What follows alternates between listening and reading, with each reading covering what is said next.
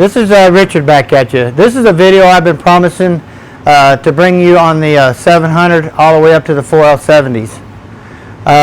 From the filters to the regulators to the TCC valves, sprags, planets, shells, all that type of stuff. But we're going to start out with the filters, the most simplest thing. We had the 700 two-wheel drive pan and the four-wheel drive pan.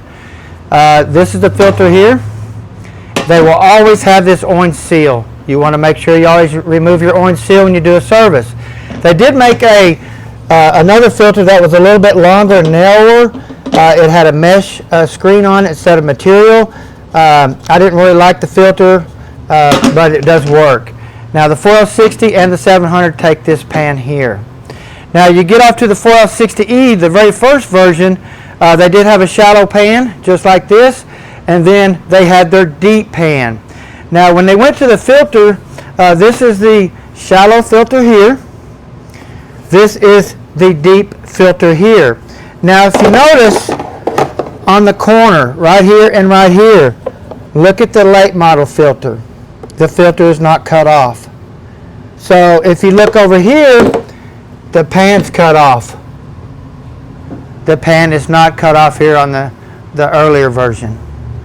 So that has to, it goes just like that. You can see if you had that in there, it'd be like that. This filter will interchange into here. This filter, these filters here will not go in here. Now, the mistakes that we're seeing is this two-wheel drive filter will go in this four-wheel drive pan, but the neck is not long enough. It will fall off in time and will take the tranny out. So you got to be careful. That's why I'm doing this video right here, because this filter will fit in this pan. And as time goes by, this filter will fall out of the pump and burn the tranny up. So you really got to watch that. That's the only thing they did difference is there's the neck and put these deal in here. Now if you come over here to the late model filter, bigger body, material, got the corner cut off just for the pan.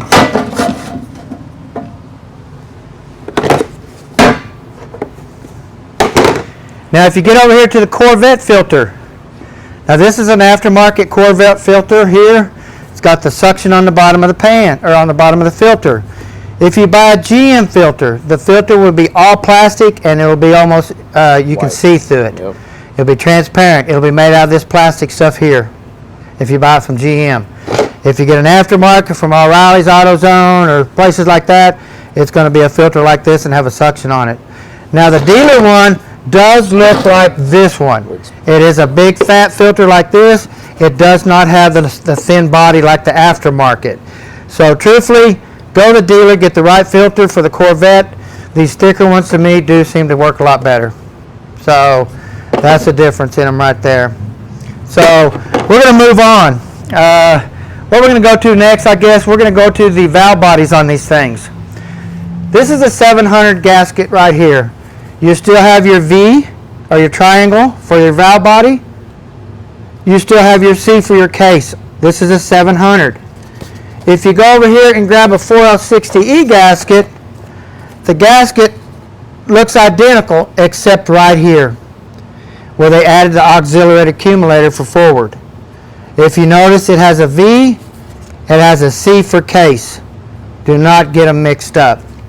But you can see the difference in the regular 700 compared to the 4L60. Now you get over here and you get a 4L60E valve body gasket. You got a round hole, square hole. You still have your VB now and your CA for case. Okay? You get over here, you get the other version of the 4L60. You have a round hole, round hole. You still have the V only and the C. This here has the VV, which is a little bit later version, tranny. Okay? Now you get over here to the 70s. This is a bonded gasket. This gasket is made on the plate. It does not come off. The filter screens are made into the plate right here. There's actually 3 of them on this plate Well, your 4L60 will take these type of filters here that pop into the plate, and there's only 2 of them. They added an extra screen, I believe. I'm not sure what it's for. I believe it's probably for a filter for your solenoids or something like that, because they're back here in the back. Mm-hmm. This filter here is for your pressure regulator. So you can buff this off and put a new gasket on here. It's kind of a train wreck to do. But you can also, I'm not sure if you can buy the plate anymore that's even got the bonded gasket on it. But the kit will come with new gaskets if you get the right kit for the right transmission year, make, and model. So, but that's the small filters there. Now let's go into our bands really quick. I'm going to try to push this stuff away as I go because I got a lot to talk about. Now this is your standard narrow band that GM makes. Oh, that one. Oh, excuse me, I grabbed the wrong one. This one here. It does have the high energy material on it. GM always did do that. They never put any other type of material. If it's a different color, it's aftermarket. Alto or a Reline or something like that. Now, if you go to your wide band, this is the only band we use. We will never use this band in a vehicle. A lot of shops still put them in there today. We don't have comebacks. Now, this is a high energy band. Really nice material on it. Soak it really good before you put it in. Now, when you put this band in, you can put it right in 90% of the time without any type of pin adjustment on the servo. When you put this band in, this kit, the shift kit, will always come with this ring. Always use it. We don't use this, we always throw them away. But never use this with your wide band. If you put this in with your wide band, you will be bringing on the band, or you're going to have to grind your servo pin to not bring on the band. So never use this with a wide band, narrow band only. Okay, let's move on down this way a little bit. Now we're going to get to your standard GM clutch. This is a standard 3/4 clutch for your 700s, or excuse me, they never was in a 700. It was in a 4L60 and up was this type of clutch. Your 700 always had the cheap yellow material. So GM did get away from this and did go to the high metallic clutches, but it's still, they never put any more than 6. I don't know why they didn't do it. We will always go with the Z-Pack 14 clutch kit, no matter how you look at it. On every unit we do, we don't have comebacks. So let's get on to the next one. Now I'm going to go over this gasket right here. You got these 2 gaskets right here. This is a 700 gasket. They changed the design on the 4L60 all the way up to the 4L60Es and the 70s. They use this gasket. This gasket will go back to the 700. This gasket will not go forward. You cannot use it. Okay? Also, on the pump O-ring, GM used this O-ring on everything that they had. On the 4L60s late and the 4L70s, they went to the hard gasket. They got away from the O-ring in the pump and went to the hard seal around the pump. This gasket will fit, this seal here will fit all the way back to a 700. Actually, it'll go on a 350 and a 400 too. Hey, don't tell them that. Oh, I'm sorry. I'm sorry. I didn't mean to do that. Y'all write that down, guys. Okay. Now we're going to come over here a little bit and show you some stuff here. This is the 5-pinion planets that come out in the GTOs and the Escalades and stuff like that. Some Corvettes. This is your standard 4-pin. Now this is a forward planet. They do make a rear planet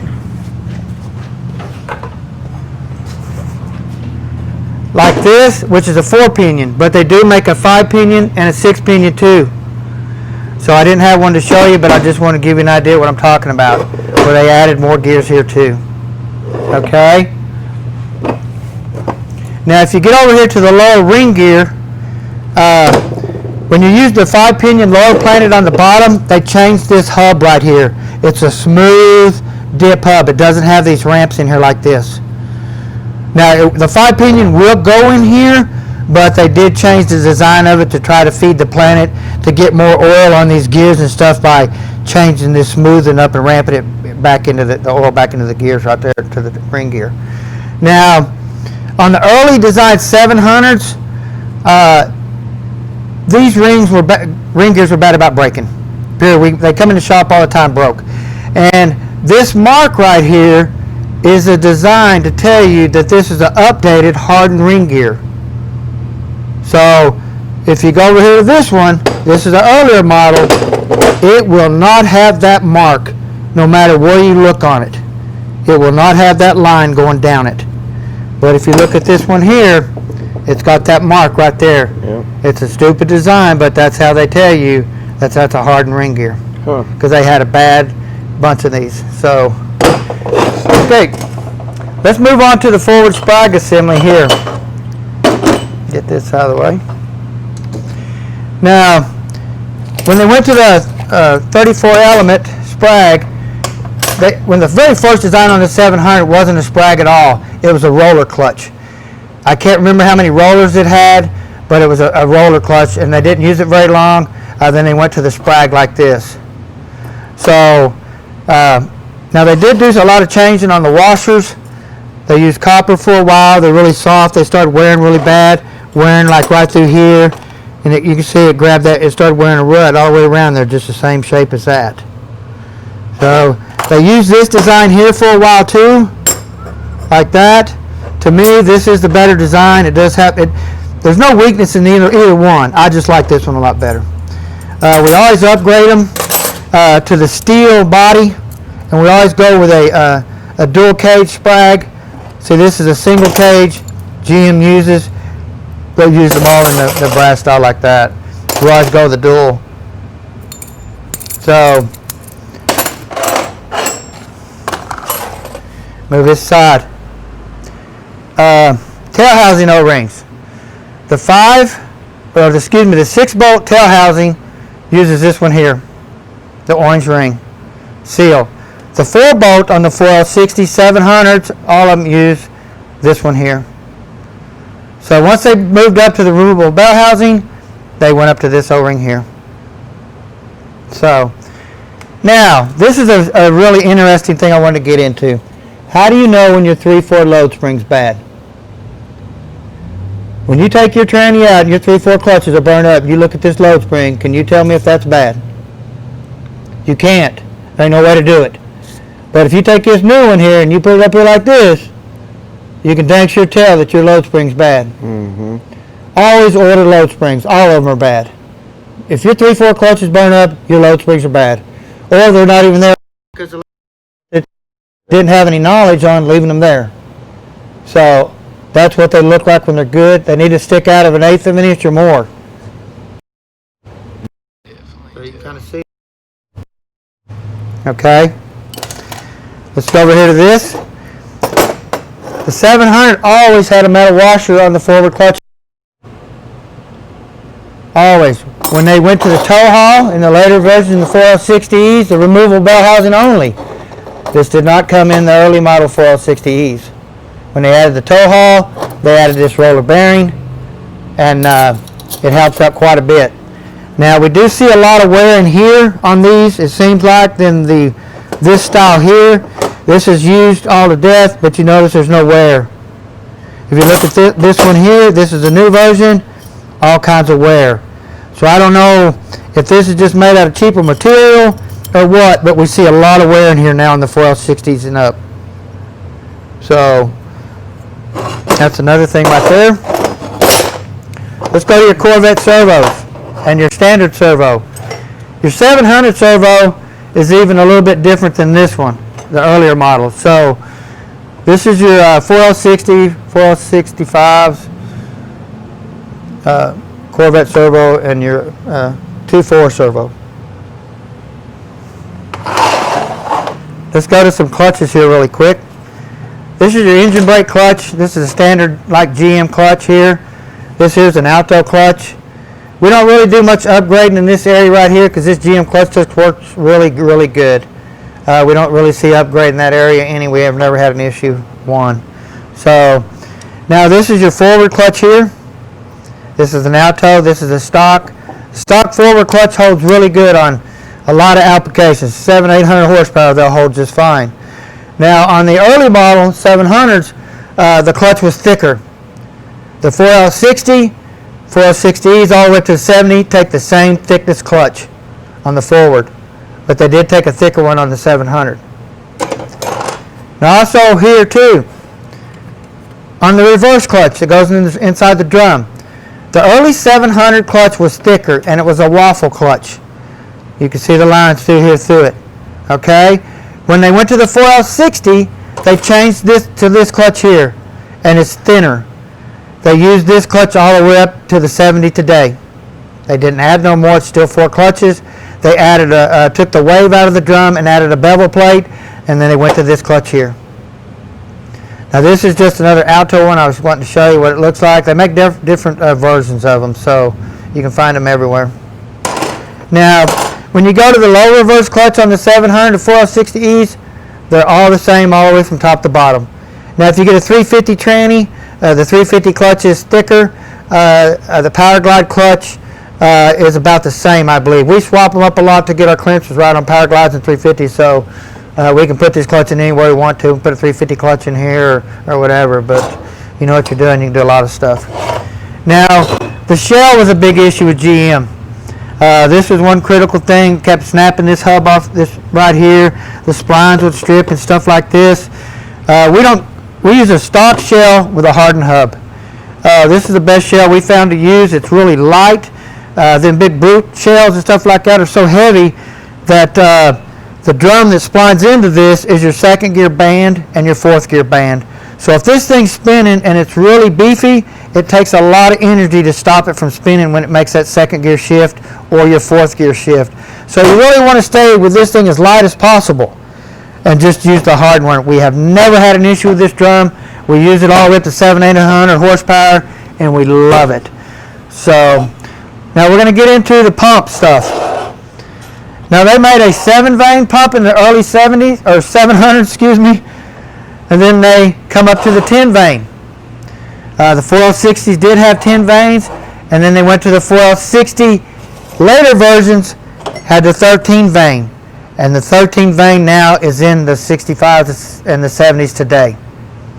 So this is the one we use. This will retro back all the way to the 700s.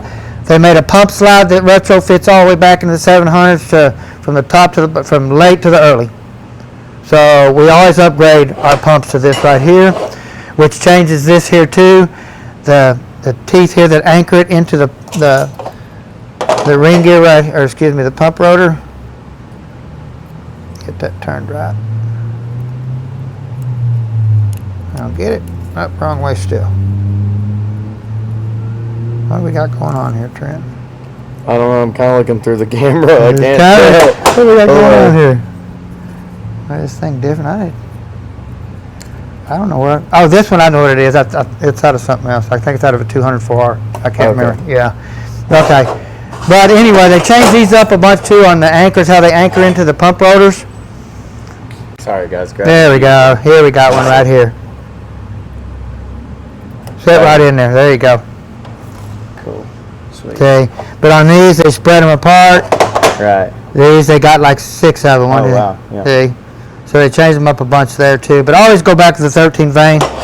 That just makes it so much better. Yes, sir. Now also on the pump rings that go down inside the pump, they make a cast iron ring or they make a stainless ring. This stainless ring is for high pressure and high RPM race car application. You can put anything you want to, but these still do work really good. 500 or 600 horsepower or your daily driver. Okay. Okay, guys. Now we're going to get over here and get a little bit more serious. Now we're back into the 700 R4 stuff. Right here. This here is your TV valve. In other words, when you push on the gas pedal, you're pushing this valve forward. This valve goes in here like this. You got this spring that goes in here like this. When you push on the gas pedal, you push that valve forward. Now after you get this tranny rebuilt and you go test drive it, this tranny, if it doesn't shift, that's because when you push this valve forward, you push this valve up here, you let off the gas, it goes back. Now this valve's stuck up here when it should have come back to here. So now it will not shift. So what we do is we come in here and we put this little spring on this valve right here. They come in all the shift kits and stuff like that, but I'm not going to put a shift kit in every tranny I build. So what I do is, I've been doing this a long time. I'm kind of crazy.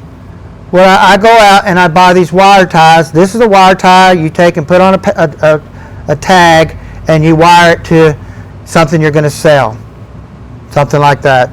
But I'm going to put my glasses on real quick and I'm going to show you something. I've been doing this a long time. You can take this wire tie and you can stick it your finger in here like this and grab that. Okay. Just like that. You grab that, bend it over, and then you're going to sit here and you're going to wrap that wire as tight as you can around that valve, just like that. And now you're going to take and pull it, just like that. And then you're going to take this dike and you're going to take and cut it off, just like that. And now look what you just did. You just made this spring. You can pull it out, kind of shape it a little bit better, Straight. however you want it. And you might mess up one wire, but the second one will be better than the next. Man, And then next thing you know, you got this little spring made. almost looks original, sir. Yes, sir. It works really good. So remember that on any 700 you do, 4L60, you better put a spring behind that valve, or if not, you go and drive it. I guarantee you, it's 99%, it ain't going to shift. That's one to So, write down. That's one to write down. Everything I'm telling you now, you better write it down. Yeah, write all this stuff down, guys. This is like So we're going to go to here. lesson number 1. Now, in the pump, we have our boost valves. Just like this. This valve goes here or it goes here. There's just two different versions. Now, on the earlier models with the small cubic inch motors, we have a small boost valve. This is for your forward engagements and your up and down shifts and stuff like that. This valve will fit in there. Let me make sure I'm doing this right. Hope I didn't get two the same size. I did. Anyway, I messed up. Okay. Right. But what they do is they make different versions of this. They make like a 500 boost valve or something like that for the 700s too. But most of the time you'll get this boost valve and you'll get this one here. Now this is your reverse valve. When you put it in reverse, this controls your boost pressure in reverse. If you notice, they're two different sizes. Bigger vehicles takes more boost pressure. Smaller vehicles takes a lot less. But in a race car application, you can take and put this big one over here, like that. Take your big boost valve here, move it over here, and now we got a nice system. Big boost valve here for your forward, big boost valve for reverse, and now we have our boost valve.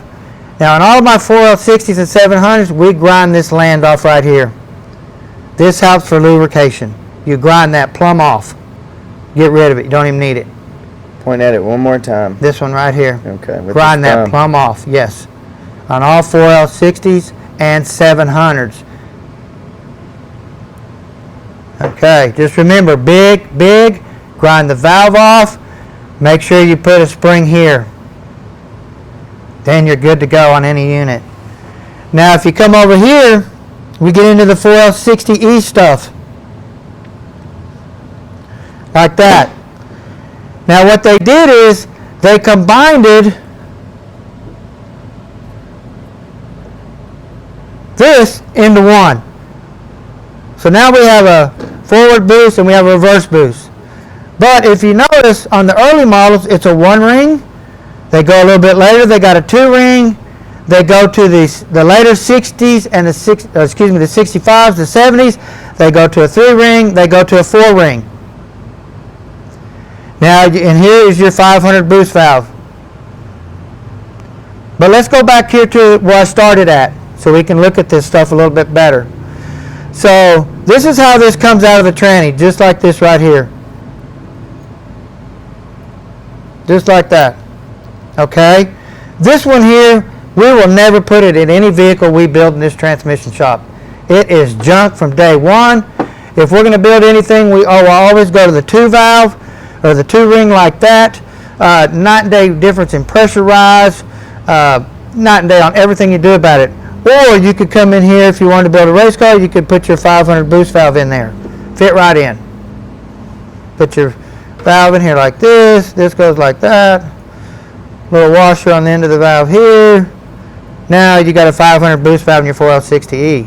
But we like just upgrading to the 2 valve because we don't want to put a 500 boost valve in everything we build.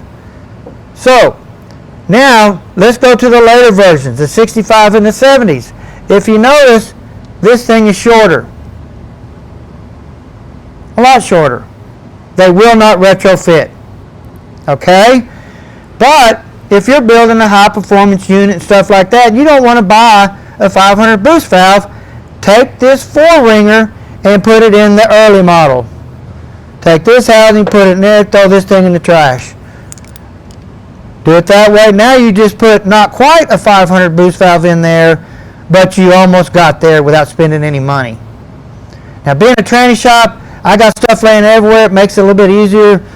It sounds a little bit easier, but we just like to make things work really good, and I just want to show you how to do it. So, race car, 500 boost valve. If you don't need it, you just go to your 4-ringer one. You got a really nice setup right there. Now, this 500 boost valve will retrofit all the way back to the early and back this way. They designed it that way. It is a Transgo boost valve. Any high performance stuff we do, this is the thing to use right here. So they work really nice. So, okay, we're going to move on to something really important. I know you guys don't like to spend money, but you want your tranny to work nice. And let me tell you, this will help you out too. Now, you notice we always want to block the PWM on all your lockup on your 4L60s. 60E, or not the 60, excuse me, on the 60Es, this all the way up to the 70s. Okay? Now, this here is the very first design of the 4L60E PWM valve right here. When you went to the little bit later version, you got this little oddball looking thing here.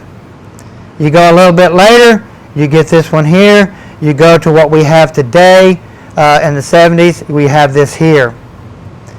Now, instead of buying all your Sonex or all your other stuff, that aftermarket and stuff like that, what you can do, I'm going to show you how to make this work without spending any money. On the block this valve right here, we're going to take this check ball, we're going to stick it in that valve. We're going to take this check ball, stick it in that valve. We're going to put that spring in that hole. We're going to put that in that hole like that. We're going to put that right back in that valve body, just like that. Now, when you go to put that clip in, you're going to have to push really hard on this with a screwdriver and collapse that spring, but it's not very hard to do. Once you get that put in there, put your clip in, that valve is locked. You take a screwdriver and try to push it on the end, and you notice it will not move. Always put the short end first. Now, when you go to your little bit earlier model, you have it just like this. What we do is we take the spring boot out of the way, we go get a piece of transmission cooler line, and we cut it to fit on this just like that. Now, what we do is we take and stick this valve, lay it on the case all the way to the end, and set this under just like that, and measure the distance between here and here with these valves blocked outward. That gives me the length of this line, right, this piece of tubing right here. Now, when you get your length, you put it on, put these in, put your clip on, that valve is blocked. You try to move it with a screwdriver, it will not move.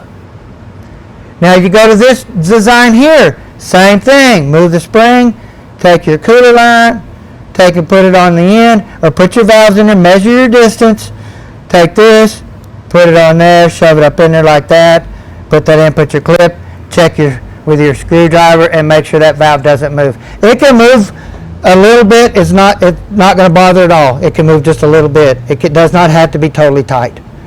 This one here, there's no hope for it.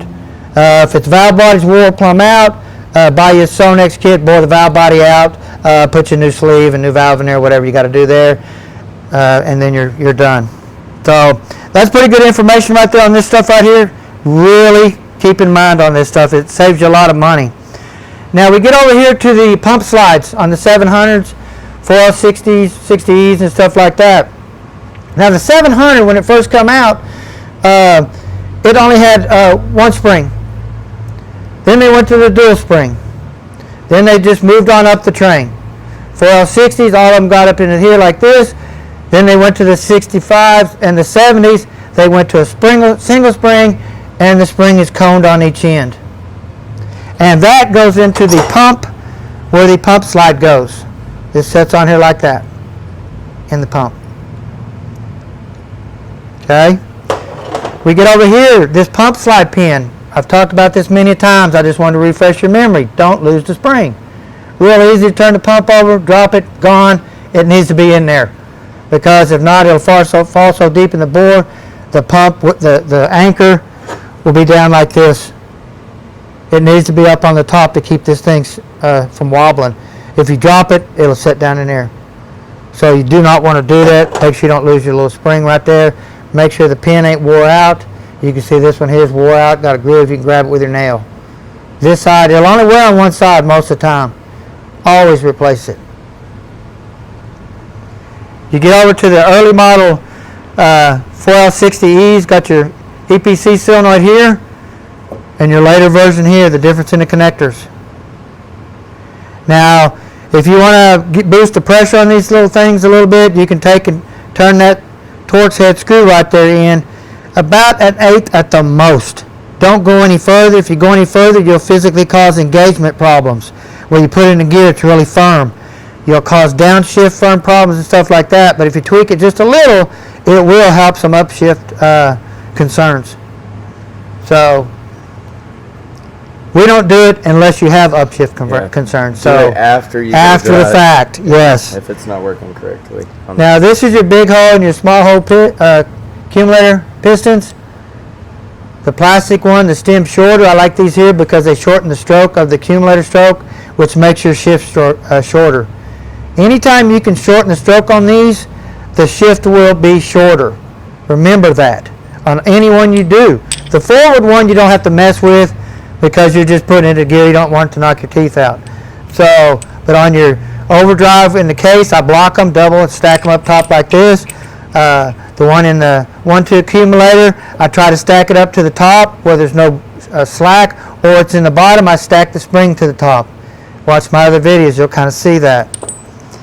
Now we get into these bushings right here. This is going to be probably the last part of the show I'm going to show you today. But on the 700s, always come out with a narrow stator bushing. This bushing goes on the drum right here, down in here, and this one goes on top right here.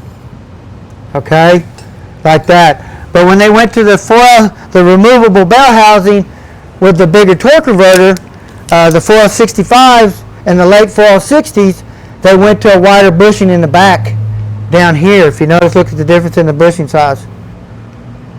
This bushing right here comes in, both these bushings come in all my kits. I never use this one. I put the wide one in every one we use because it's in the kit. It's common sense. So, but if you do have a narrow bushing, you can upgrade it if you can find a later bushing. So, now I didn't talk about my drums here yet. I want to kind of talk about all these drums right here we got. This is your early model 700 drum for your S10s, your little S10 Blazers and stuff like that. You can see here you got your lockup O-ring goes here. It does take a different stator, stuff like that. Now this is your early model 702 with a 27 spline here. They used it for a while. They got away from it when they went to the 4L60s. They did not put a big spline in a 700. They only did it when they went to the 4L60s. The 31 spline here, you can see the difference in the two shafts. Now this drum will retrofit back in the early, but you got to change the pump. There's nothing inside different. Now, the only thing that is going to be different on the 700 and the 4L60 is the forward clutch thickness. Remember, I told you that. This clutch right here. They make different thicknesses from this drum. These two take the same. These three here take the same. So if you get up here, you got your 31 spline in your 4L60, 4L60E. You go to your late model removable bell housing 4L60Es. They moved this O-ring down here. They moved the spline out to the end, went to a bigger shaft, a lot stronger. Then when they went to the 4L70s, went to the input speed sensor, they added a counter right here on the shaft. Totally different pump stator. They put a sensor in it. The only reason why they put the sensor in it is to operate engine idle. They see engine idle and at a red light or something like that, they'll drop the transmission pump pressure by this right here. That way it takes a drag off the engine and it saves fuel idling at red lights, like when you're sitting in New York or some type of crazy traffic.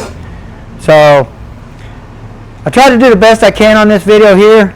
I can think of. I'll let you guys know. So y'all stay tuned. If you need anything, give us a holler at Precision Transmissions. You have a wonderful day.